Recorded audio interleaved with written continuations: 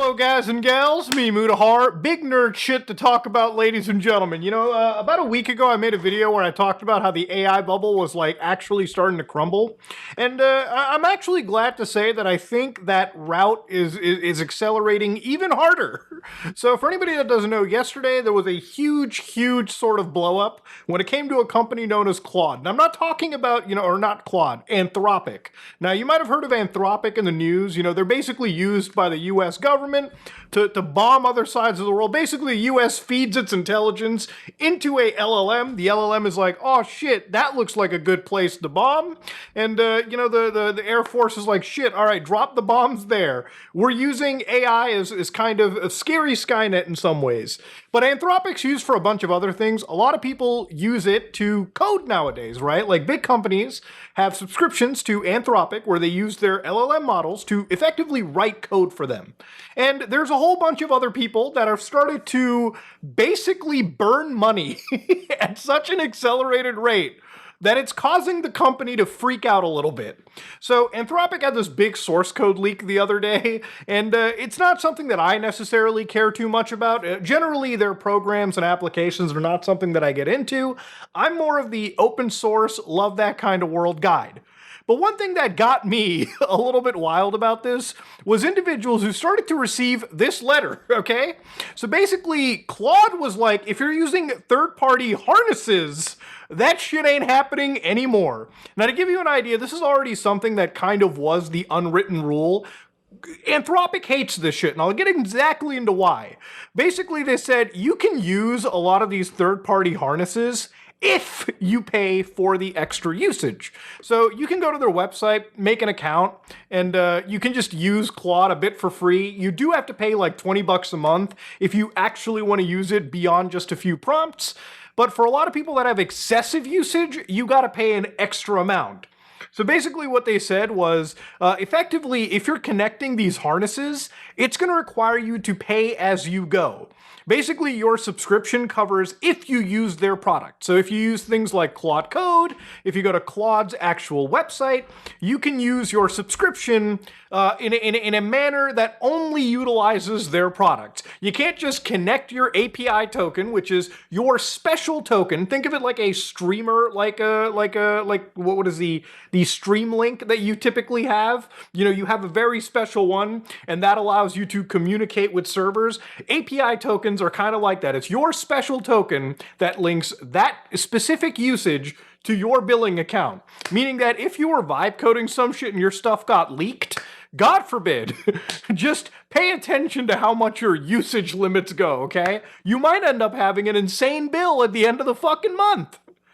Now, what is a third-party harness, Muda? Well, if you ever heard of something called OpenClaws, and, I'm sure a lot of you guys who watch my channel that are technically literate do. You know, it's fucking hilarious. There are people that I talk to outside the scope of the internet, outside the scope of anything. A finance guy that I know knows about OpenClaw. He's like, man, this is going to make the next big money, this is gonna, Tom, if you're watching this, okay, Tom, people know about this kind of stuff. OpenClaw, it's huge. It's gone far beyond the event horizon of the internet. And people think that this AI is going to be the next big thing where it's going to make more applications. It's going to, fucking revolutionize the way the internet works. So I've shown you what OpenClaw does. I actually ran this in a virtual machine just to give you an idea. Basically, it's an agent that runs in your machine, right? And this agent has full system access. So basically, people run this on Macintoshes, and effectively, it allows them to connect this harness to an artificial intelligence model, and the AI model can then, use your computer agentically, right? So here's the risky part about it. First off, I've talked about how expensive, ChatGPT searches are, and just to kind of give you guys a quick understanding, look, Google searches cost money, right? Every time you type shit into Google, it costs them money. Every time you put in a prompt in ChatGPT, it costs more money per prompt. But I'm not going to sit here and say that a ChatGPT search is going to destroy the environment. If you occasionally do a ChatGPT search, it's okay. It happens. The internet sucks. The internet search engines suck. I get it. People have to use LLMs. But the reason why these harnesses suck is that the amount of information The amount of cost that they drive these AI companies is way more than just a simple search. So I've been actually playing around with this a few days, which is one of the reasons why I've been talking mostly about the AI bubble a little bit, because I am somebody that does use this technology. Now, when I say the AI bubble pops, it's not that AI is going to go away, okay? I mean, the technology is here to stay. But to give you an idea, this is an agent that I have on my computer called Hermes. Now, Hermes looks like this. Basically, the way that OpenClaw works is people can go, say, to this agent and say, can you download 10 4K cyberpunk wallpapers and store them on my store them in a folder on my desktop. Use my local Sear XNG endpoint to search the internet as you need to. Now, this is a command I'm about to give to an agent or an AI known as Qwen 3.527b. Now, Qwen is an open source AI lab operating out of China.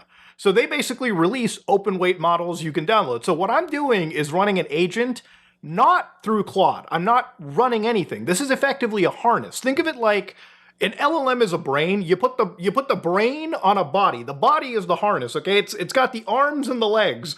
The brain thinks, go to the internet and download something, but it needs to make a call to the arms and tell the arms to type the commands into the keyboard and hit enter. You get what I'm saying? So I'm gonna hit enter over here and I'm gonna show you why it's so expensive. So here the server is running, and in the bottom you can see that this prompt is actually processing. So each prompt is so massive in size that it goes from a few tokens, right? And tokens basically are, these words. So for instance, I'll help you download 10. Basically, each word here is a token. Now, the actual prompt that I fed the AI is tons, hundreds of tokens, sometimes thousands. Now, imagine how hard Claude or Anthropic, really any big AI company has to go through when they get fed these tokens all the way every day. So OpenClaw is kind of this one technology, and every big AI company is pushing it. Like NVIDIA's got fucking NemoClaw. People use agentic shit not just to code anymore, but to do anything on their computer. A lot of AI bros are driving up so many insane costs. So the reason why it sucks for Anthropic is they were actually selling like a $20 a month plan.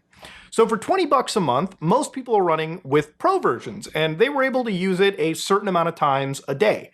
Now, in the last week, so many people have noticed that as they were using their Claude accounts, if they typed in one prompt, even in the web browser, their usage would go from like 0% to fucking 40. I mean, that's not sustainable. Each session runs like 6 hours around. So yeah, shit's expensive. Basically, a bunch of AI bros have been costing AI bros tons, thousands, tens of thousands of dollars of extra fee, and it's just compounding. OpenClaws is one of the largest used tools in AI stuff. Hell, just in technology right now. So to go back to the agent, you can see that this is what the agent's doing, right? It's searching the internet for cyberpunk wallpapers. It's now downloading them and putting them in a folder. So as we were yapping, it downloaded all these files. So to go to my actual desktop and look at cyberpunk wallpapers, these are the wallpapers that it downloaded. And you know what? I don't know, man. I'm thinking some of these might... Oh, wait, this is just actual Cyberpunk 2077, dude. Now, if you look carefully over here, the amount of actual, resources that I've burned doing this is fucking insane. And of course, this is me running stuff on an RTX 4090 of all things. One of the most expensive GPUs that you can get in the market right now. Now look, even for things like internet search, like to give you a quick idea of how expensive internet searches are, like this is a local version of ChatGPT, like a local UI. This is Open Web UI, and basically I have this plugged into this model that, again, I'm running locally in my system right over here. So I'm one of those people where I'll tell you right now, I don't like artificial intelligence, especially the big cloud frontier stuff. But since the technology exists, I think it's fair to teach people that you can use it locally without giving up your information to these big tech companies just harvesting all your crap to begin with. So again, if you actually look into how this stuff works, I can ask an AI, hey, look up everything you can about this specific thing. In this case, I'm looking up Gemma 4, and I'll get to that in a second. So what the AI does is it actually does searches on the internet, gets actual websites like this, parses the information together, and gives it to you. Now, is it perfect information? Honestly, probably not. There's probably a fuck ton of hallucinations. But I can ask it follow-up questions. And I'll tell you right now, AI searches absolutely rip apart a lot of the systems that we have. Your GPUs are getting fucking hammered. The Macs that you buy are getting hammered. It's expensive technology. And the reason why I show the local stuff is it makes the big boy stuff more like understandable for the average person. The amount of data centers that the world is building and just the computational costs cannot be understated for the tasks people are running on their systems. Now, do I think these tools like Hermes are necessarily bad? No. In fact, actually, before this video, I was having issues with the Open Web UI interface, so all I asked the actual agent to do was fix the stuff for me.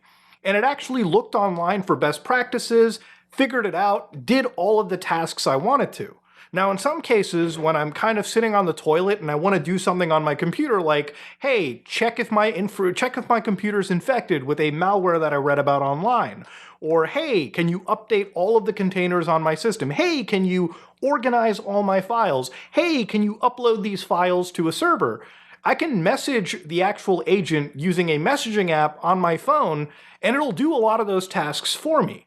And again, a lot of these can be done right now locally without you paying these companies all this fucking money.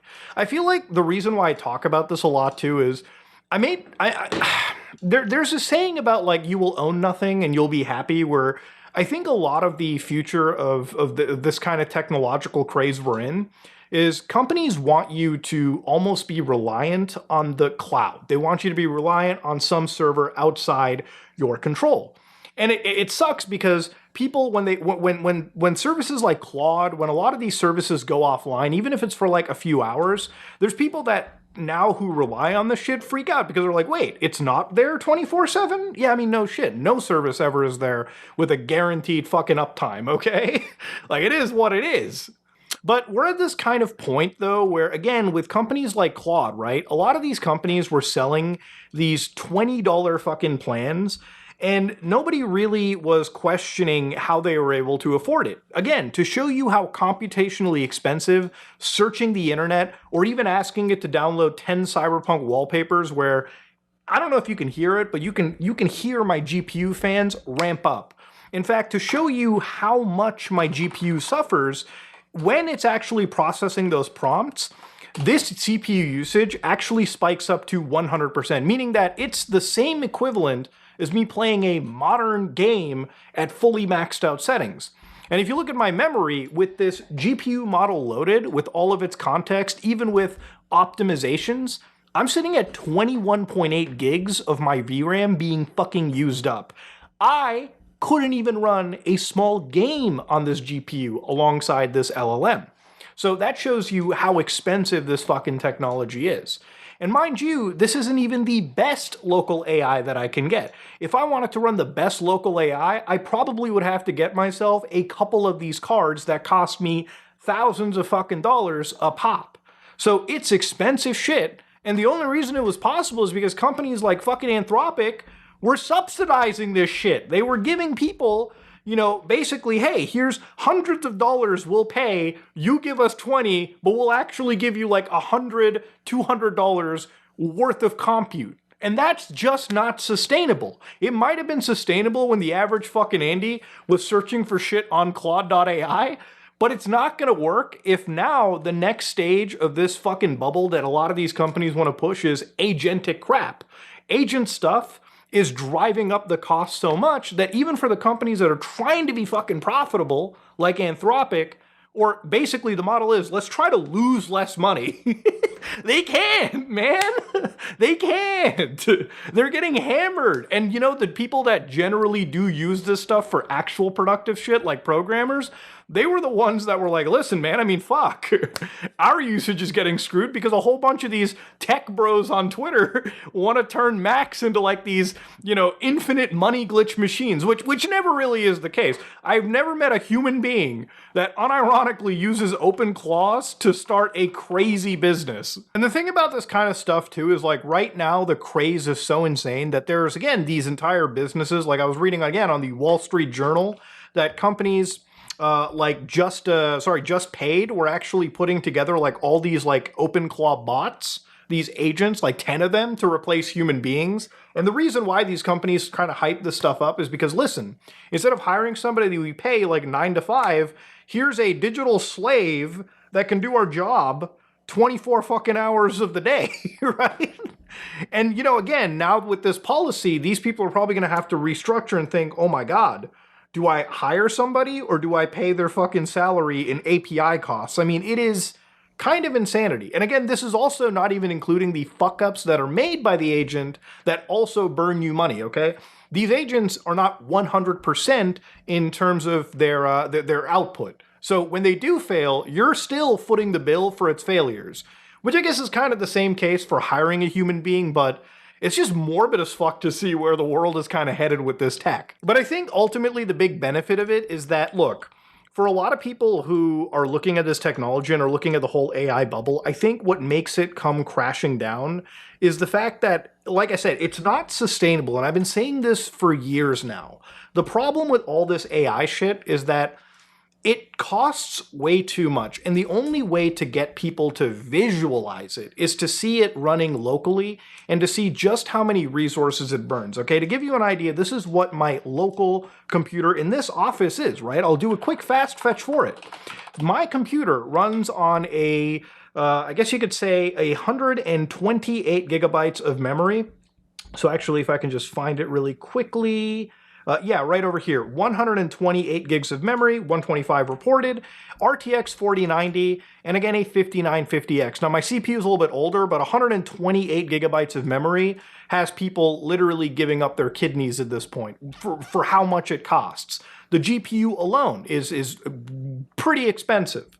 And if that's not running things at a perfect level, like if that, to me, feels like, hey, this feels as close as I'm going to get to the big cloud guys, without now spending $10,000 to $20,000, that should make people think, right? Like, this is a bubble, and this is the bubble that, when it pops, is going to drag down a whole bunch of things with it. And ultimately, that's kind of a good thing because, hey, in order for any of this expensive shit to come down, it has to at least... People have to understand the realities of the fucking economics surrounding this situation. But yeah, it's accelerating, man. It's looking pretty bad for some of these big AI companies out there. And honestly, I think the reality is starting to actually fucking settle in. You know, is it going to go away? No. But is it going to be as strong as it actually was? No. But I think for a lot of people, too, who are interested in this kind of technology, look, I'm not going to say that you shouldn't take advantage of this, right? Like, for a lot of people, their jobs and their livelihood now kind of relies on learning new skills. And AI is going to be kind of a skill that I think, as filthy as it may sound to some people, is a skill that is probably going to be worth dipping your toes into, or at least understanding the scale and how to set it up. And, you know, open source stuff like Hermes, open source weights like Qwen 3.5, and again, even more recently, like what blows my mind away, and I think what some companies have started to realize is, you know, obviously things like Gemma 4, which is Google's open source version of their AI. And again, when they released this, a lot of this was meant so that it could run even on iPhones, even on Android devices. Or some of these models could be designed for agentic workflows where they could be stuffed into something like Hermes Agent and run locally on your computer. As opposed to, again, Google servers being hit with this kind of stuff too. Every company is feeling this burn a lot of these big tech CEOs have come out in support of like shit like OpenClaws. You know, OpenAI literally hired the guy that made OpenClaws and brought him into the fold. You had fucking Jensen Huang jerking off showing Nemo claws at his fucking entire key points. So this is not something that's going away. But in doing so, a lot of these fucking tech companies have kind of started putting even more stress into their already bludgeoning financials. Look, they have brought up so much crap here, and ultimately I think at some point it's gotta give. There's a lot of investors that are putting in billions of dollars like it's fucking candy, and I think now when they're starting to want that return on investment, all of this path that we've headed down, it's not gonna look pretty for these people. But you know what, ladies and gentlemen? I think in order for the world to get better, it's gotta get fucking dog shit worse. And that's where it kind of ends. And ultimately, the reason I'm talking about this too is because I am interested in this technology from a technological perspective. I'm a tech guy. I like this shit. But I like to show it running locally, privately, safely, securely on my system, not just to show you that you don't need to pay money to pile on subscriptions so that you can access a technology that any big tech company can take away from you whenever they want, as Anthropic literally showed today. And also, it should show you why and how it's so computationally expensive, right? For me, running this on one 4090 is wild, but when you look at these data centers and how much shit that they're processing, just think how sustainable that stuff really is. Anyways, ladies and gentlemen, this is me, Mudahar, and if you like what you saw, please like, comment, and subscribe. Dislike it if you dislike it. I am out.